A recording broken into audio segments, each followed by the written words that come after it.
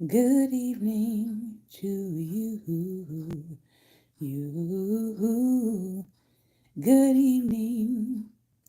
Good evening to you. You. Good evening. Good evening. Won't you share with a friend or two? Good evening. Good evening to you. You. Good evening. Good evening to you.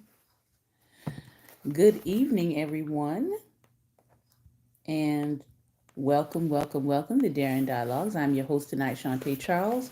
I hope that you've been having a great and wonderful day. We are back in our Women's History Month reading, where we have been reading about iconic women from all over the world, along with Black women singers or women who sang their ways into music history. So let's start out with Gladys Kalima Zikusoka. I hope I'm saying that right. She is out of Uganda. She was born January 8th, 1970. She is a wildlife veterinarian and conservationist.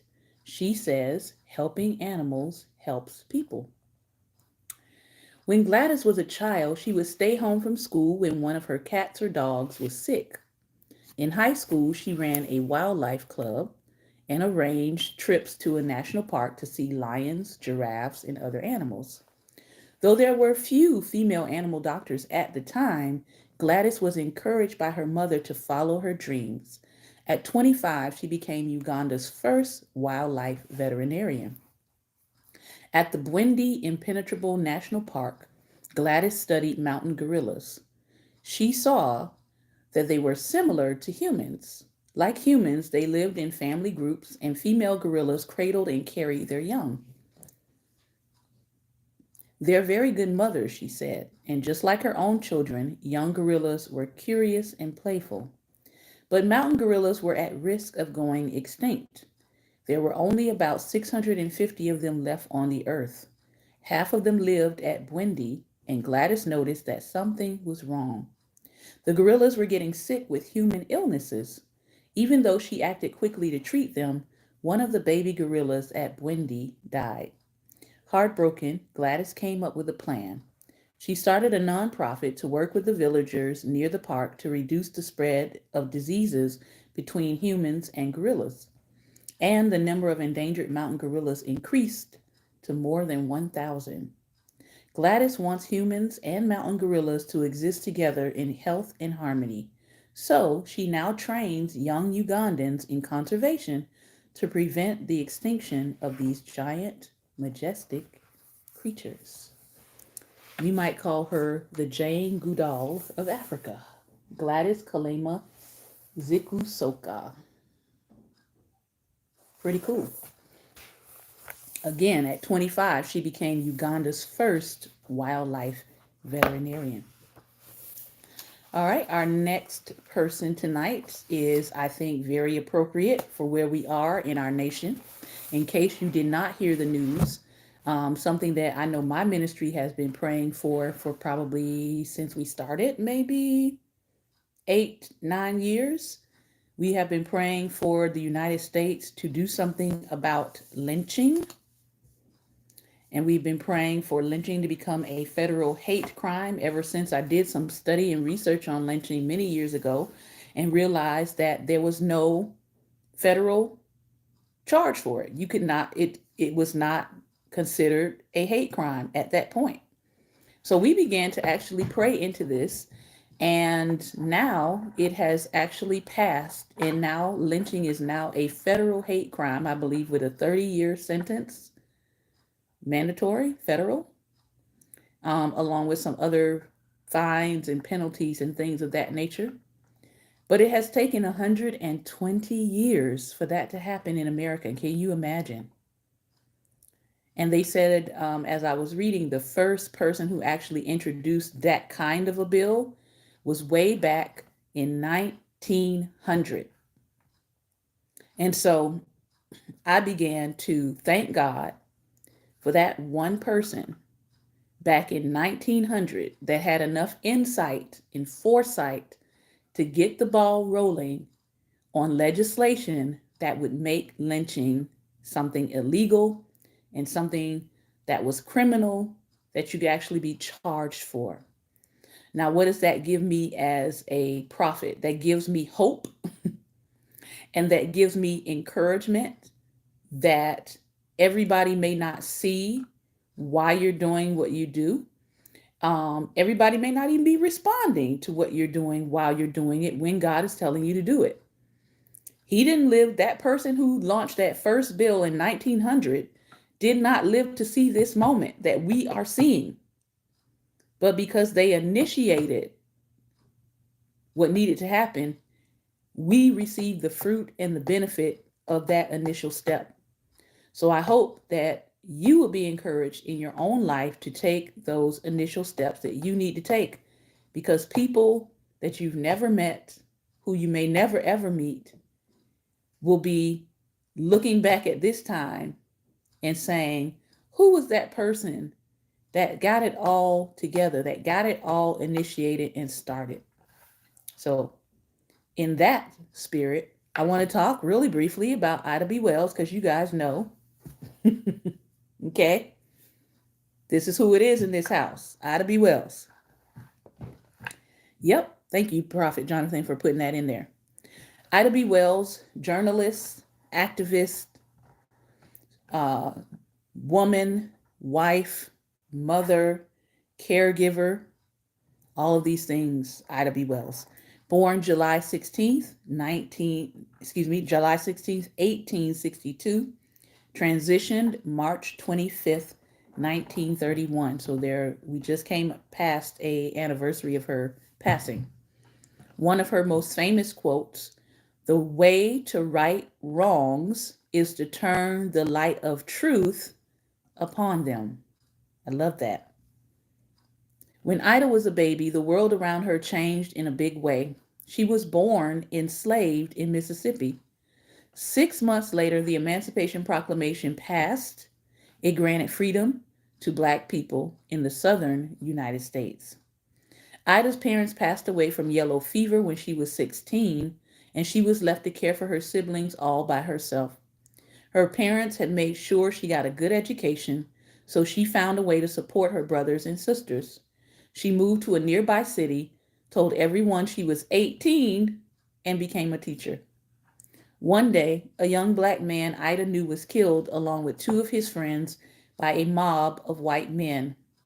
Many other Black men were unjustly killed like this, and for the same reason, the color of their skin and their ability to have business and ownership.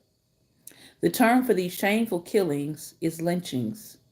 Ida was outraged, but she didn't just scream and cry. She investigated. Then she published a series of articles in local newspapers and pamphlets. She wanted the world to know what was happening. This was the start of her courageous anti lynching campaign. Ida risked her life to travel around the South, investigating and writing about other terrible lynchings. She would often get to the site right after it happened in order to report on it. She also went to Washington, D.C., and urged the president to take action.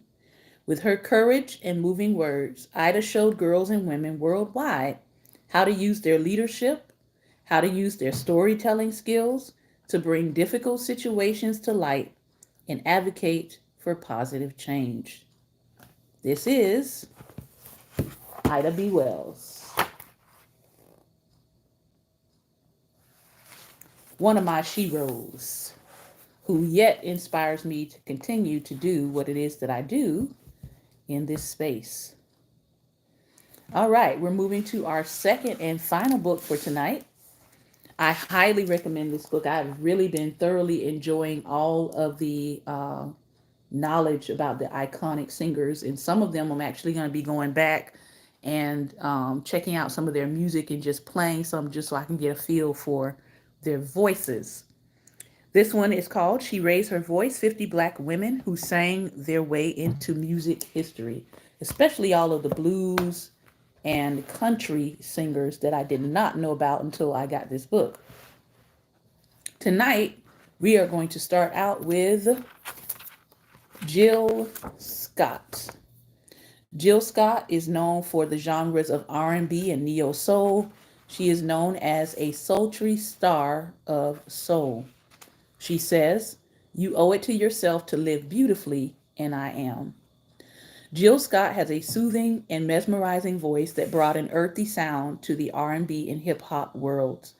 After deciding that teaching high school English, yes, Jill Scott was a high school English teacher, was not the perfect path for her, Jill began to perform at open mics.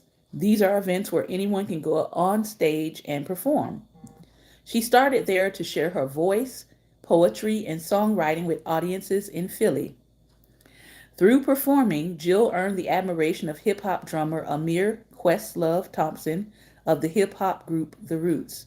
Shout out to Questlove, who recently won his first Oscar for the documentary that he put together, Summer of Soul, I believe. Jill was invited to a recording studio to write songs with Questlove, and they came up with a hip hop love song called You Got Me. Fellow soul singer Erykah Badu sang Jill's lyrics on You Got Me, and the song gained popularity with fans. Even though Jill wasn't on the recording, she did sing the song with the Roots in a live performance, and her career took off from there. Jill's first album, Who is Jill Scott? Words and Sounds Volume 1, was released in 2000. It featured a rootsy and soulful song called A Long Walk, which brought Jill great success. Her career grew with her second album, Beautifully Human, Words and Sounds Volume 2. And while she loved to sing and write songs, she always kept poetry at the center of her heart. In 2005, she released a book of poetry called The Moments, the Minutes, the Hours. Jill has a particularly unique way of making her words flow like a peaceful river. Although she is a talented writer, she also loves to sing songs written by other talented women. In 2007, she sang a Grammy-winning version of God Bless the Child, which was written by Billie Holiday alongside musicians George Benson and Al Jarreau. She recorded additional albums over the years: The Real Thing, Words and Sounds, Volume 3, The Light of the Sun, and Woman.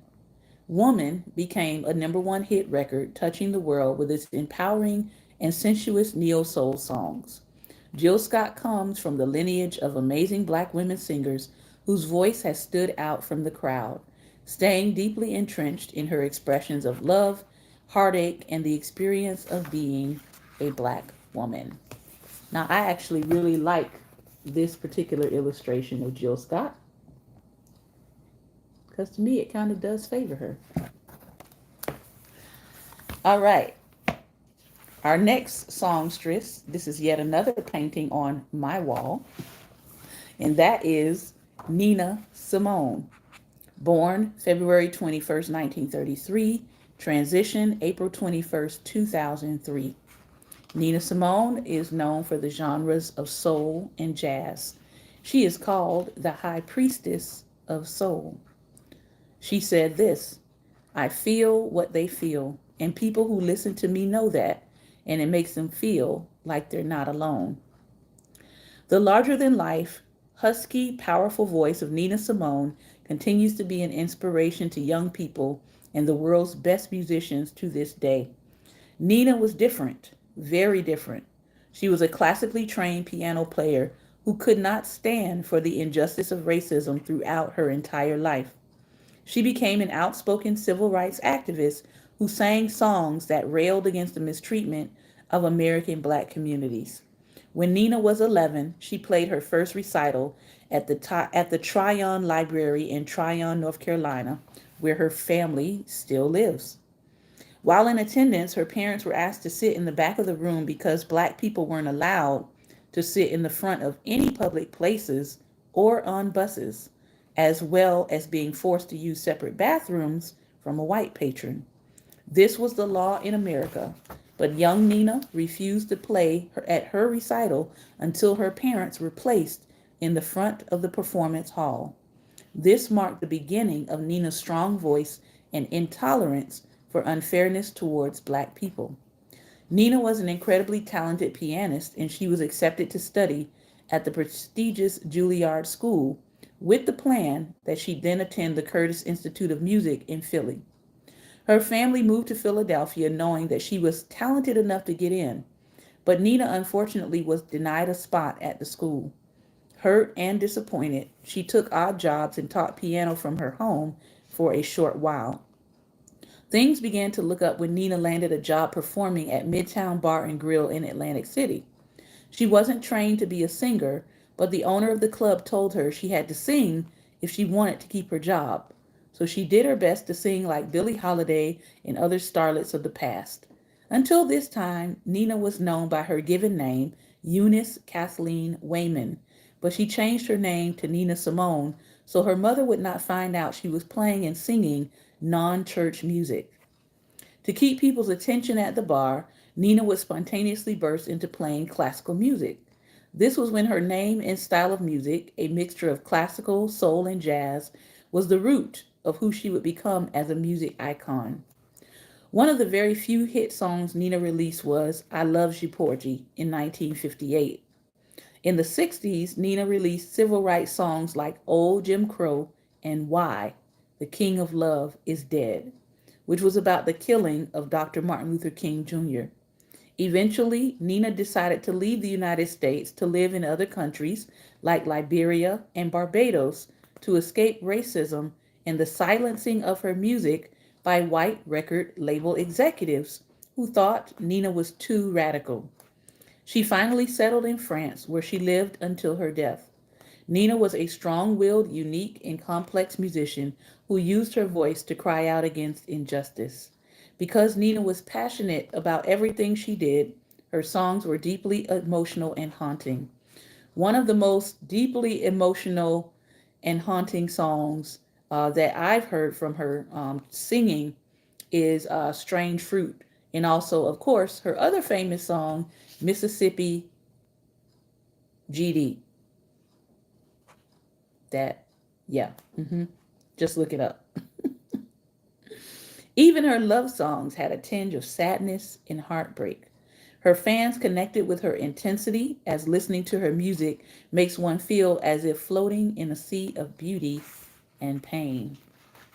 Ladies and gentlemen, the legendary Nina Simone.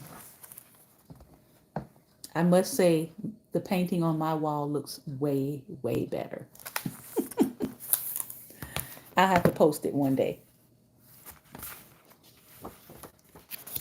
And finally, tonight, this is someone that I've never heard of, so that means I've got to go listen to her music, and that is Sister Nancy. Born January 2nd, 1962, she is still living. She comes from the genre of dance hall reggae. Now, I am familiar with dance hall reggae, but I'm not familiar with Sister Nancy. She was the first lady of dance hall, so that means I got some work to do because I don't know who she is. Isn't that something? She said, I went to school, I could have done more, but what I did was what I wanted, and that was music. Yeah, I'm like, I haven't heard of this lady, but here we go. Sister Nancy made history before her 18th birthday by becoming the first woman dance hall DJ in Jamaica. Dancehall is an upbeat form of reggae music in which mostly men would DJ records at parties, rhyming and entertaining the crowd while they danced.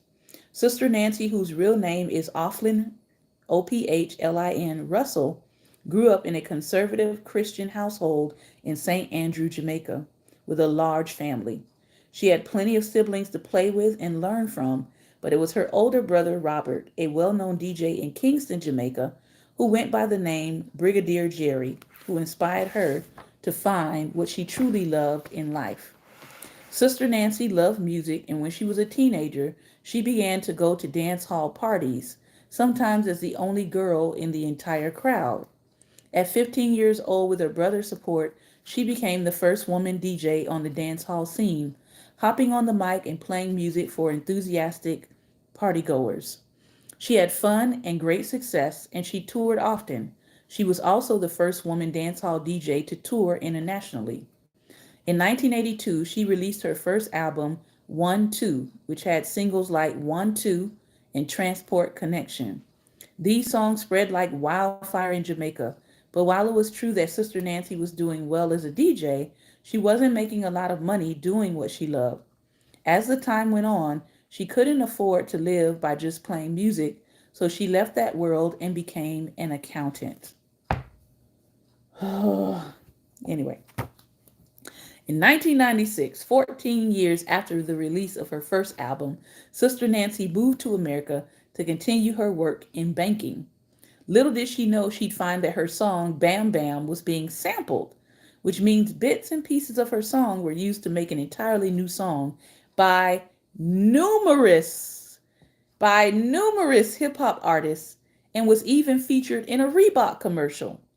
Sister Nancy was very surprised because Bam Bam was not popular in Jamaica, but in America, hip hop artists, the first being Main Source in 1991, were making her song a big hit. Bam Bam was sampled more than 73 times by major artists, including Jay-Z, Kanye West, and Alicia Keys. Because of this, Sister Nancy was actually able to receive money for the use of her song. And I know she got paid. Somebody say copyright and royalties. Hallelujah, hallelujah. In 2016, Sister Nancy left her job as an accountant, cue the applause, and went back to playing music 30 years after she got her start. Listen, if I had an organ right now, Prophet Jonathan, I say dun, dun, dun, dun, dun, dun, dun, dun, dun, dun, dun. It may not come when you want it. 30 years after she got her start, she is still making her dreams come true with the help of American hip hop stars who were instrumental in helping her secure her rightful place in music history. Now, that's probably why we haven't heard of her. Because everybody out here who got a name was out here sampling that lady work. Out here just sampling Sister Nancy. Sister Nancy ain't getting no credit, no props. They just sampling and a sampling and a sampling and a sampling. But in due season, Q's organ right there. In due season, you shall reap if you faint not. And she was able to go back and collect. Somebody say back pay. Back pay. All right.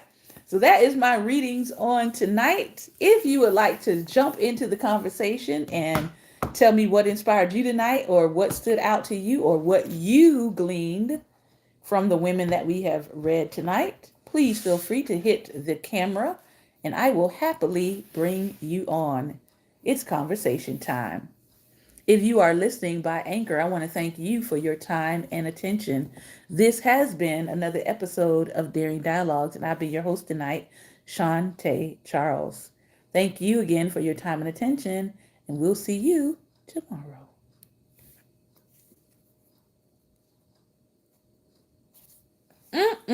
Boy. Sister Nancy. Now, last time I tried to play some music, I got censored, so I can't play any music while I'm live right now. But I am going to go back and find Sister Nancy's little jams because apparently she must have been really good because everybody was sampling her. Hello, Pastor Ben. How are you? I'm good. I'm good. She had to be really good if everybody's sampling her. But let's talk about Simone. Nina Simone. Another person that had to move. She had to move from where she was, had to go to another country, other countries, in order to get what she needed, what she deserved, in order for her to have a fair shot. We keep hearing the same story. Yeah. Over and over and over.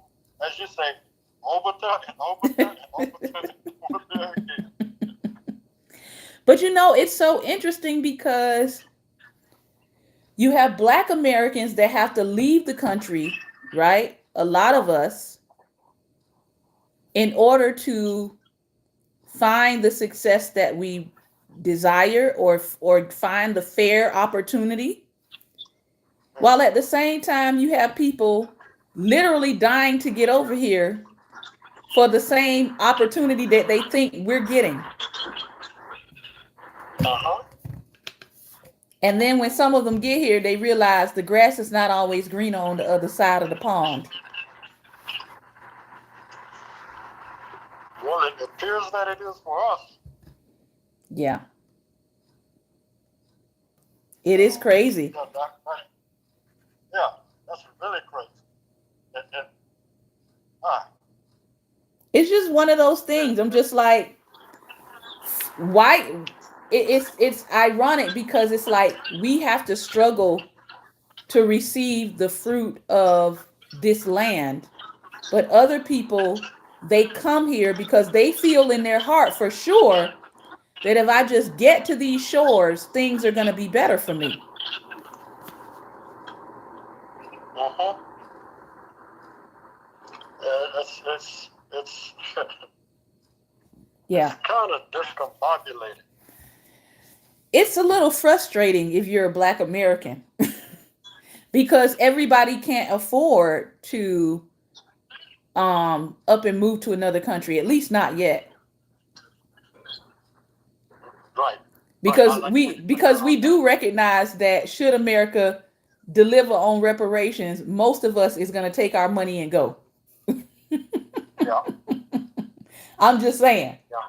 And I think they Uh-huh. know that. I think that's part of why they're like, mm-mm, mm-mm. Because we're But gonna this is because we're gonna lose capital, and we're gonna lose human capital by how many people would be like deuces and peace out. uh-huh. I'm gonna See, pay. this is the thing. I'll pay my American debts, but I'm hopping on a plane, and y'all not gonna see me no more. I And know see, several and people who have that plan. this is the thing. You want our capital, but you don't want us. Right. See, we leave, you know that capital's going with us. Yet, the same thing. If you kill us off, you're still going to be losing that capital. Yeah. So something hasn't quite clicked yet. You know, with them, something hasn't quite clicked yet. Um, Sanity. That part, in capital letters, Sanity hasn't quotation quite. marks. Lady Lauren says, the people that have to see you before you are seen. Mm-hmm. Yeah. It's amazing. I mean, here this woman is creating beats and everything. And the other thing that reminds me of, I think about my own music. Like, I know that I have sort of a world music style because I don't try to fit into any particular genre. I like it all. I like Uh-huh. techno, I like jazz, I like a little uh R&B sound. And so I don't try to fit into a genre either. And I noticed when I was looking at my demographics about where my music is popular, my music is popular in other countries. It's popular in the Philippines. Like, people in the Philippines love my music. They play it all the time. Uh-huh. I've never been to the Philippines, but I'm like, I need to go because clearly those are my people. Yeah. Apparently. People in the United Arab Emirates are playing my music way more than Americans are. And again, I'm like, well, I think I need to take a trip. I'm gonna try to take trips to where I see that my music is having a greater impact and a greater reach.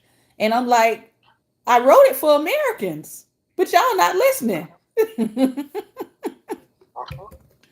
So those kind of things as an artist, it's like you have to kind of recalibrate sometimes and think about where is it that people are receiving you and go where people are receiving you. Like, stop fighting with people who don't have an interest in what it is that you're doing. Don't spend your time and your energy trying to get people to like something that you're doing and they're clearly not interested. You know? Right.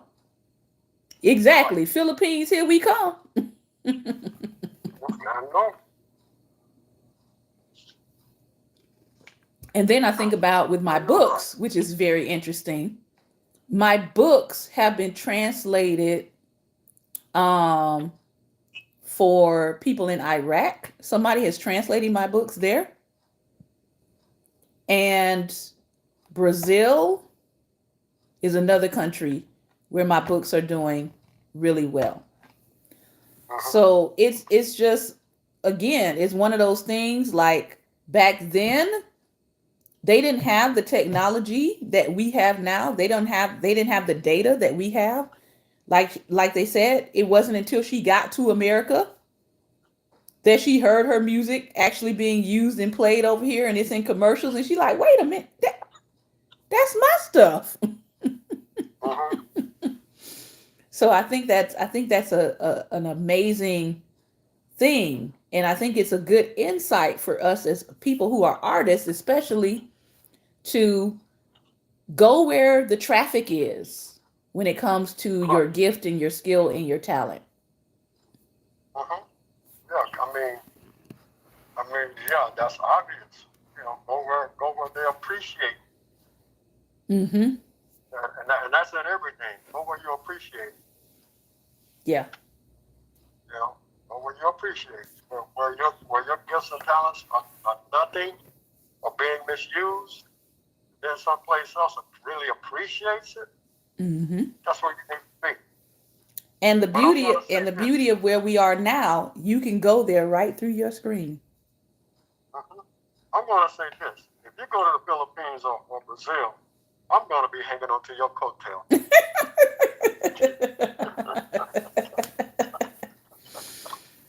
Yeah. Yeah. I could I'm definitely going, I could listen, definitely see both of those trips in listen. my near future. I'm going to put a harness on Robert and strap myself to it. I could definitely see a trip to both of those places. Um, I probably have to be a little careful in Brazil, but because Brazil got the Yeah, colorism stuff going on, you yeah. know. That too. Yeah. But definitely, I could definitely see both of those places. Anyone else you want to talk about? Well, you spoke a little bit about the reggae queen, the dancehall queen, Mm-hmm. and again, that's another that had to make a transformation. You know, but I've never heard of her either. Huh? I've been listening to right there. I've been listening to dancehall for oh man, go, this is good. Going back to before 2000. Yeah, we listened to dance hall and reggae. I mean, for me, it was really popular in the '90s. So when I was, and I'm kind of dating myself here, when I was in Mm-hmm. high school, dance hall reggae music was a big thing. Mm-hmm. Papa San, who else was out then? Buju Banton, all of Uh-huh. those guys. That's kind of like that was the vibe happening, especially in South Florida. Yeah. Yeah. Yeah. And man, it was yeah. I mean, hey, I was even hanging out with some ladies in dance hall. Jonathan said It Sean was a dance Paul. hall. Yeah, I remember his name. Mm-hmm. Yeah. Yeah. Yeah. But So no, but I never knew about this girl. me either. So I'm like, now I got to go figure out who Sister Nancy is and what she was playing, Mm-hmm. and go listen And to. and the and the gorilla lady. Yeah. That was awesome. Yeah. What was her name? Her name, Gladys Kalema Oh yeah, I Zikusoka. could not remember it. I had an aunt named Gladys. Gladys Um, Kalema, Kalema, Zikusoka. uh-huh. First, Another, first wildlife veterinarian for Uganda. Yep. Again, so many women doing some incredible things around the world, which is why I'm so glad I have these books because I got to keep up. I mean, with all of the other news that's happening in the world, I think it's important for us to stay focused on what good is happening because we Listen, can get Shantae, so bogged down in the negativity that we don't stop to haven't you, appreciate the gains that are being made. haven't you heard that a woman's place is in the house? In what house? The World House? That's the only house I know. The World House. Listen, listen. Man can come up with some of the craziest, I don't want to use the word stupid, stupidest things. I'm serious. It doesn't make sense. It doesn't make sense with some of the things that come out of some of the men's mouths. Pastor Ben, I'm trying not to get into what happened to me yesterday. I had an incident yesterday. As a matter of fact, I had two incidences. I'll put it that way. One was a woman and one was a man, and both of them decided that my boundaries were not important enough to follow. Hmm. Yeah. It was very interesting. One Yeah, I know. I mean, I was I'm like, gonna what? start crazy. I was like, It's very is this the season of try Jesus, not me? yeah. Yeah. Is this the Better try Jesus, not me. is this the season? One person came in my messenger, and I try to respect what other people I try to respect what other people believe, Uh-huh. even if I don't believe it, right? So the Right. person inboxed me and they were like, hi. And I said, hi, how are you? And they were like, um, I've been getting a really strong feeling about you. And would you be open to a reading? Now, that's not my spiritual practice. So I said, Right. I'm good. No, thank you. Mm-hmm. And they proceeded, but I feel really strongly. The universe has a message to tell you. Listen, if I've already said I'm fine and no thank you, that's Yeah. the boundary right there. Right. So I didn't respond after that because I'm Mm-hmm. like, I know who the universe is. Uh-huh. You got the wrong person. Uh-huh. I listen to the universe. Uh-huh. Mm-hmm. Yeah. Mm-hmm. I listen to the one Yeah. who said that the universe is his garment. Uh-huh. That's the message the universe got for me. Yeah. So, I'm not trying to be funny, but I mean, I have studied the universe. I believe in science. I believe in God's frequency and God's energy. Mm-hmm. But I do receive from Him directly, not just Yeah. cosmically. Mm-hmm. So I appreciate that you want to tell me about Him cosmically, but I'm receiving from Him directly, which Mm-hmm. supersedes the cosmic. Mm-hmm. And I don't think Listen, some people understand that. I got stopped by one in Walmart one day. I kept noticing this lady, every aisle I was on, she was there behind me, right? So finally she approached me and said, can I give you a reading? I said, No. No, thank you.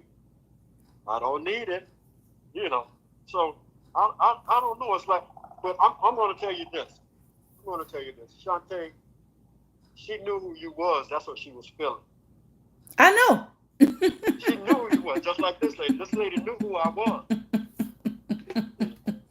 I know. Listen, don't play those games with me. I'm in touch with my frequency and my energy, so I know that other people can feel it because I can feel it.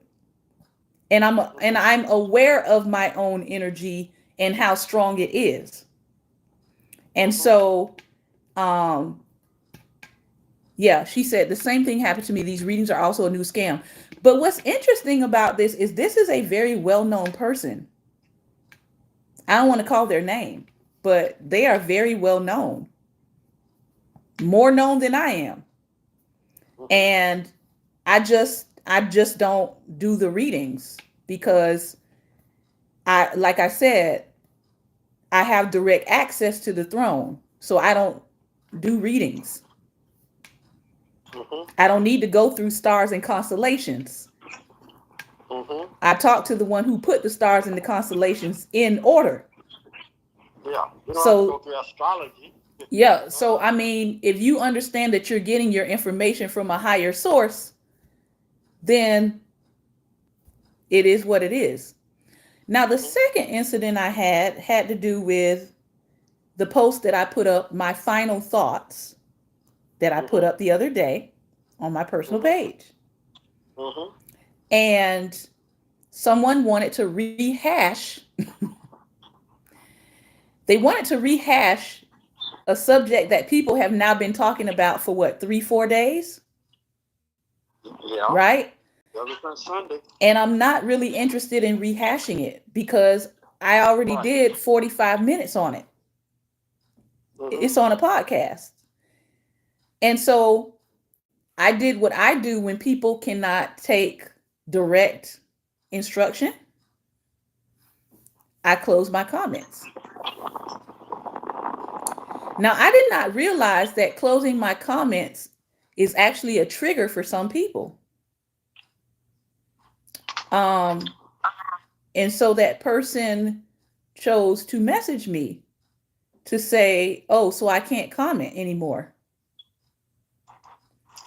I'm like, I kind of said already that I don't plan to rehash this topic. And you insisted on continuing. So you already saw the boundary and Mm-hmm. chose to keep going. Mm-hmm. And now, because I have put up another boundary, now you want to try to address me in my inbox. And you know Mm-hmm. what I thought to myself, Pastor Ben, because this was a man. I said, this is why Will Smith walked up to the platform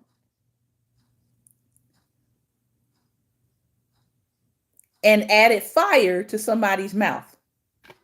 Mm-hmm. Because you're crossing boundaries. Because you're crossing boundaries and you are not stopping. Mm-hmm. Because you know my husband. Well, I know Robert. You know my husband. And so when someone is coming at me sideways and he finds out about it or he sees it, he's going to intervene.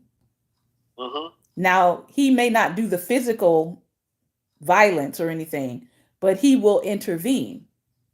Mm-hmm. And so, again, I told the person, you know, this was my boundary. You continued. And then I said, they said, okay, right?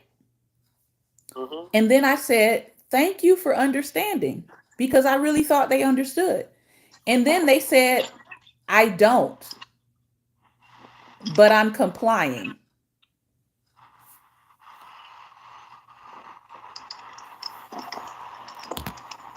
That qualifies intellectually challenged.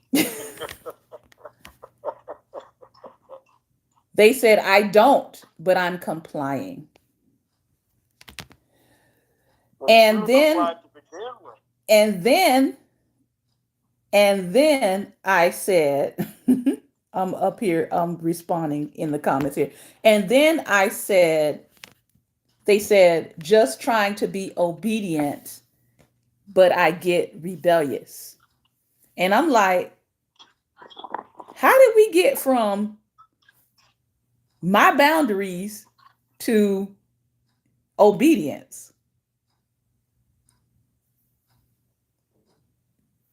Help me to understand. Listen, people like that, people like that, I just go ahead and release things. I release them. But Because I think the word you're looking for is respect. Because I didn't ask you to obey me. I didn't demand you obey me. This had right, nothing to do with obedience. This had to do with simple respect. respect my boundaries. And so, as I told them, I said, I respect the boundaries of your page and your space and what you do in your space, as I would expect you to respect mine.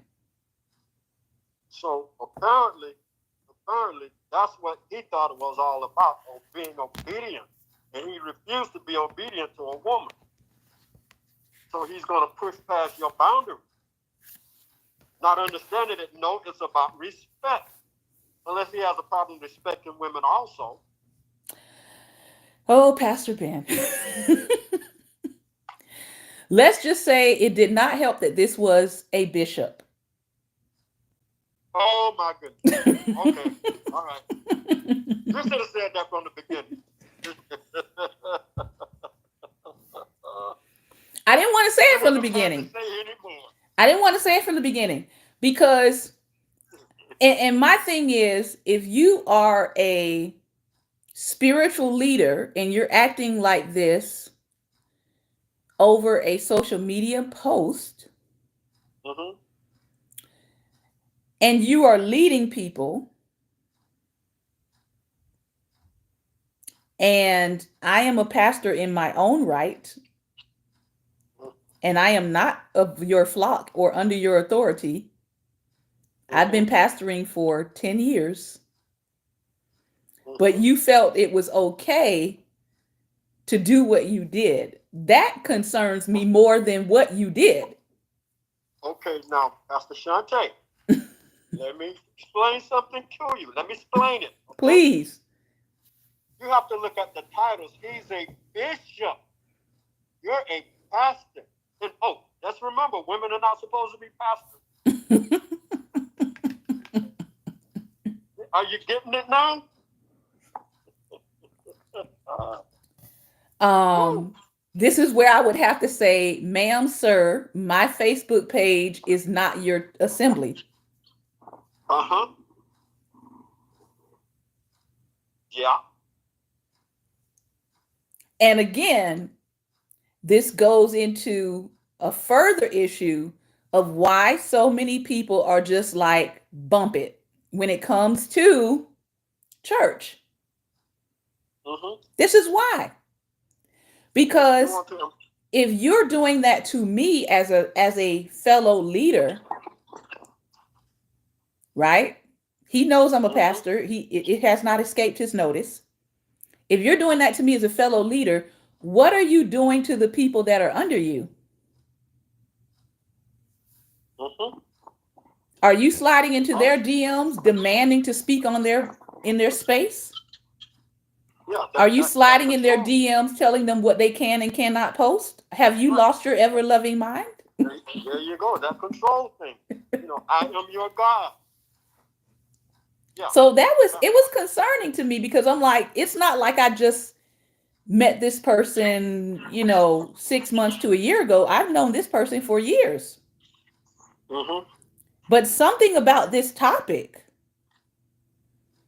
something about people saying that what happened was not good on either side.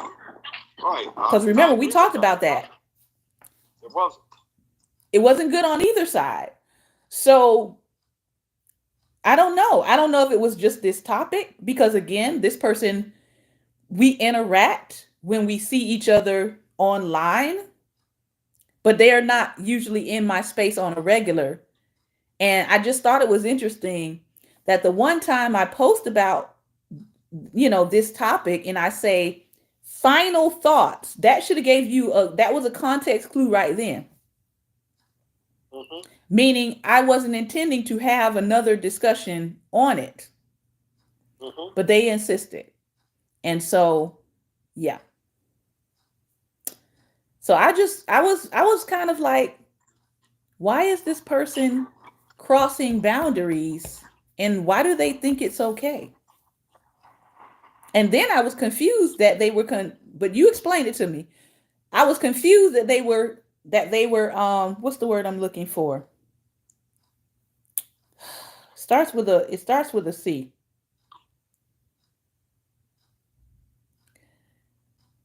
They were, I don't know.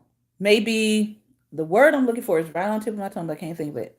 They were kind of like extrapolating obedience from something that was just like a simple respect issue. Mm-hmm. And I know the word I'm looking for, but I can't, it won't come to me right now. So, that kind of made me step back a little bit and think about leadership in general. Like, Mm-hmm. what are we doing? What are we doing with God's people? Like, You see, like this is you the thing. shouldn't have that kind of control over somebody's page. If somebody shuts stuff down on their page or they say that's it, Mm-hmm. that's enough, this conversation is closed. Do Mm-hmm. not put anything else on my space about it. Mm-hmm. Don't tag me, don't at me, Listen, don't I come had for that. me. All of I had that. that problem. I had that problem with the bishop. I had that problem with the bishop. No matter what I posted concerning, believe us as believers, and I was posting the truth, they had to rebut it. See? Yeah. And then they came. I said, listen. I said, listen. This is the thing. You're not going to convince me otherwise because That. this is what God has given me. See, and I said, I will not stray or deter from what God Himself has given me. So you're wasting your breath. That wasn't enough. He kept coming back, and then he came on my line on a Monday night. Well, I told you that I wanted to talk. Wow. I'm like, wait a minute. You see, I really didn't have to say anything because the people on my line, they took over and they started speaking up. Yeah. See, that's one of Asheria Foster. That's one of my co-workers in Christ. She's a pastor. Hello, She called me Asheria. Dad, by the way. But anyway, Hello, uh, Pastor Foster. so they like matter of fact, one of our relatives, which is another pastor friend of mine. I met her through this other pastor friend of mine, Dion Foster. She was on here before. She spoke up. Then another one spoke up. See, what it was is that them knowing me and considering me as a nobody, they figured that whoever was on my line were basically beginners. See, the people that were on my line, they were prophets, apostles, the whole fivefold ministry, what we call the fivefold ministry. Mm-hmm. And they were seasoned, and they had come out of pagan Christianity. Mm-hmm. See, and this is what he want to pull us back into. This is why I told him, I said, you got the wrong one, buddy. We're not going back there. Now, Yeah. once they finished, I said, he wanted to go. I said, listen, wait a minute. I said, listen, you've already taken up more time yourself than everyone on here does. I said, I like to give everybody a chance to speak. And I told him, I said, I know I got siblings on here listening, so Mm-hmm. let me say this one more time. Let me make it clear to them. God has given me what to teach. I'm going to teach that. I'm not going to move from that because it came from the Creator, Mm-hmm. not man, but the Creator. He wanted to ask me, I'm going to say this and I'm done. I'm running out of time. He asked me, well, haven't Constantine ever done anything good? I didn't even get a chance to answer it. He wants to tell me that. But we were having services in homes and outside. This is what Christ established now. So what you're saying is what Christ established wasn't good. See, that's exactly what you're saying. What Christ himself established wasn't good. Yeah. It's amazing. And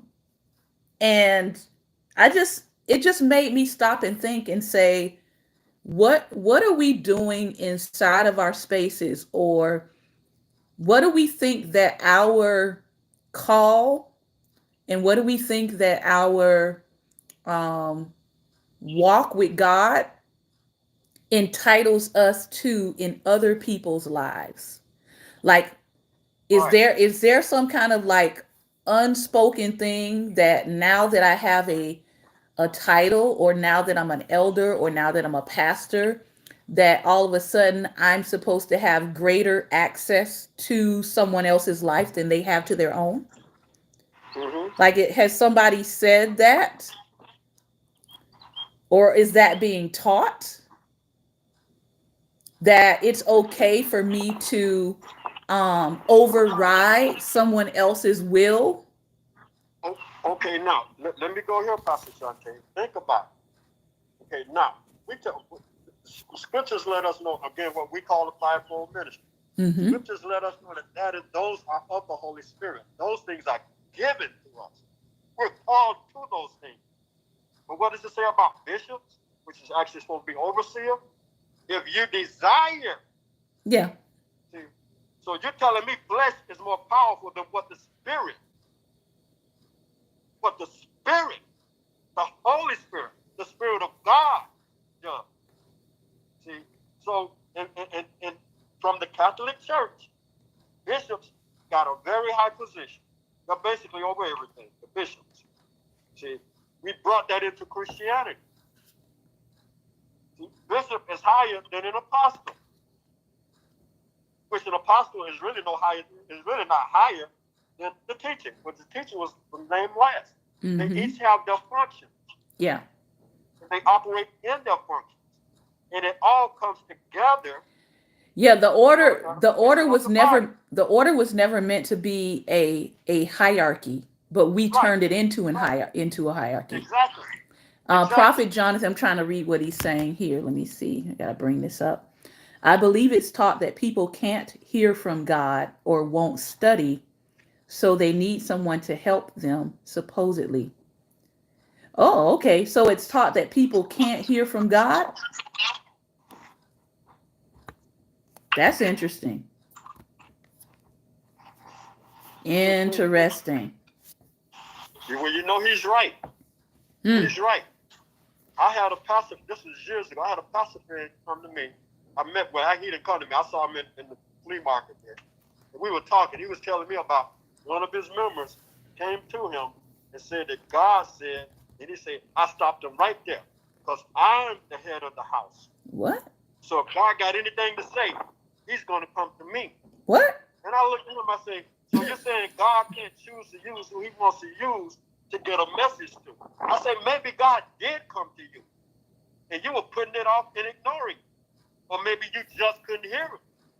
So he had to come from somebody else. Wow. See? Well, Shante, Pastor Shante, you know me. That's kind of... You know me. I'm just going to lay it down. Well, I'm going to say this because I know we got to close. I am glad that I came from and sat under leaders who taught us that God can speak to anyone. Mm-hmm. And as a matter of fact, he wants to speak to you. And as a matter of fact, I'm just a guide to help you to grow in your ability to hear God for yourself. And when you can hear God for yourself, I should be getting out of the way so that you can hear God for yourself, and I don't turn into an idol in front of you because you won't move hand or foot unless you hear me tell you what God is saying. That's the school of thought that I grew up in. And so I don't teach people that we are the only ones that can hear from God. I teach people I am here to be a guide. I am here to provide instructions. Not that you can't have, not that you don't have the ability to have instruction yourself, but this instruction that I provide will assist you in your own growth and development. So, yeah, I'm not sure why that's not happening everywhere, but that would be a lot of, to me, that would be a lot of pressure and a lot of burden. And I think Pastor Ben had to get off, but he might pop back in. To me, that would be a lot of pressure and a lot of burden to be responsible for hearing for everyone when God has given us his spirit. We are no longer in the Old Testament where it's just one person that is hearing from God for the congregation or hearing from God for the entire nation. We are in the New Testament, and his grace and his spirit has been made available to all who will receive the spirit. You there, Pastor Ben? I think it's going in and out.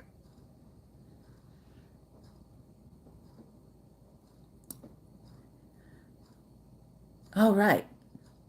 So I think that's a good point to end on. I know he's trying to get back in, but we're over time actually, so it's okay. All right. We'll probably have part 2 maybe tomorrow on this topic. But yeah, it's such good news that literally anybody can hear from God and have relationship with him with no one in the way. And if anybody wants to read up on an article, it really was a prophetic dream and interpretation that God gave me in 2012.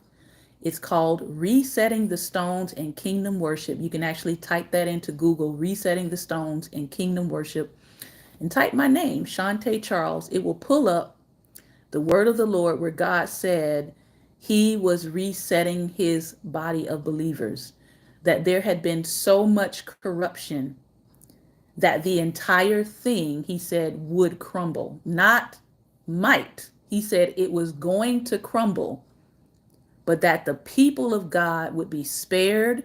The people of God would be preserved through the crumbling so that they could be reset as his living stones. He said that in 2012, and he said, I'm going to start with the worship. He said, I'm going to start with the place of worship, who people are worshiping, how people are worshiping. That's what he said he was going to start with. And if you look at what is now happening with what is crumbling around us, literally, you will see it's ministries that are starting to crumble, whose entire ministry foundation was centered around worship. And so what he said to me was, everything posing as God is going to be shaken. So if you've been posted up like you are God, if you're a leader, if you're a worship leader, whatever you are, you got a God complex, this is the time to be delivered, be healed, be set free from your God complex and your need to be everyone's God, because that's going to crumble. And it's already in progress.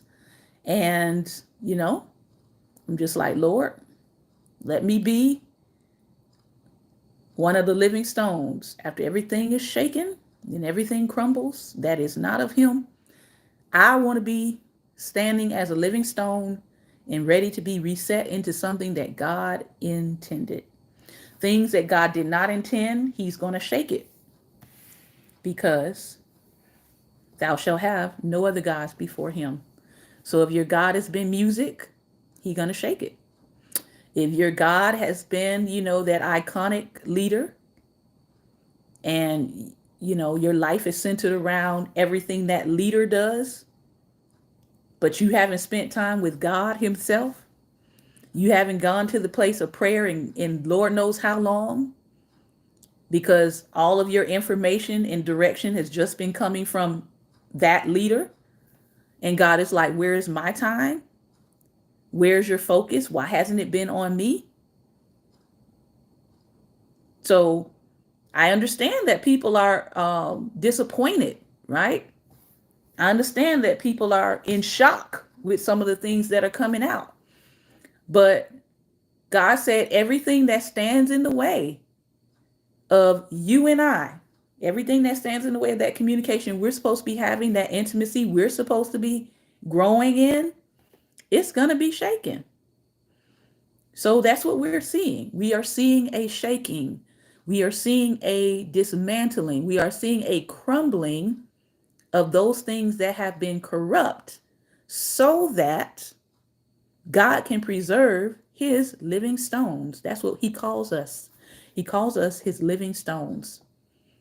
And He does not want us, if you think about a ring and the setting, this was what was in my dream. It was a dream of a ring, and the entire setting for the ring crumbled like sand. It just, all of it fell away, and the stones fell out. And I said, what is the meaning of this? And he said that the setting represented the institution of the church, and that it would crumble, but the stones will be all right. That right there, in and of itself, should make you happy. The stones will be all right. God will preserve His stones in the middle of everything else falling apart. And He said it has to be, because it's corrupt. I'm not going to fix it. He said, I'm not going to fix it. It's all got to go. And so when I see it going, I can't then turn around and say, God, fix it, because that's not what He said. He said, I'm not fixing anything. I'm going to let it all crumble so that I can rebuild anew. And then I will take my living stones and set them as I will into the places that they are supposed to be. And when it all settles, His living stones are going to be exactly where God has set them in the body. That is the hope I have. That is the beauty to me of what we see happening. So it's not the end. That's the thing. When you see it crumbling, that's not the end. There's a greater thing that God is going to do on the other side of it. You just make sure you are a living stone and not cubic zirconium, right? We got plenty of cubic zirconium amongst us either, but guess what? That's not being set. So make sure you are a real, genuine, and true living stone. This has been another episode of Daring Dialogues, and I've been your host tonight, Shantae Charles. Remember, light is the most daring opposition to darkness, so continue to go out and be light. Thank you, Pastor Ben, for being my co-host yet again on this evening. Take care, everyone, and be blessed.